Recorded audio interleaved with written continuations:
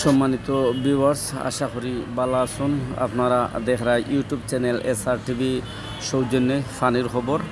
অনেক জায়গায় সকালবেলা উঠিয়া আটিয়া ঘুরলাম, ঘুরিয়া অনেক জায়গায় দেখলাম পানি খাঞ্জি অনেকটা কমে গেছে। আশা করি এভাবে যদি পানি শুকায় তাহলে দ্রুত পানি শুকিয়ে যাবে। টানা 2 দিন থেকে হালকা বৃষ্টি দিলেও মনে করো পানিটা বাড়ছে না কমের। ও পিচ রাস্তা অনেকটা শুকিয়ে গেছে।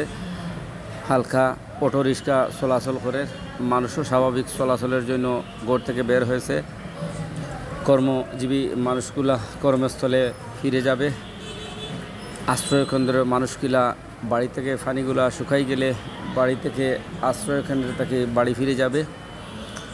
এভাবে যদি থাকে তাহলে আশা করা যায় দ্রুত পানি নিষ্কাশন হয়ে যাবে।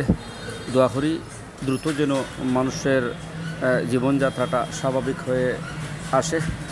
ইউটিউব চ্যানেল SR টিভি গ্রামগঞ্জের খবরগুলা দেখার লাগি YouTube channel SR TV subscribe করবা, শেয়ার করবা, জনসাধারণকে দেখার সুযোগ করে দিবা। গ্রামগঞ্জের খবরগুলা সব সময় পাওয়ার লাগি SR টিভির সঙ্গে থাকবা।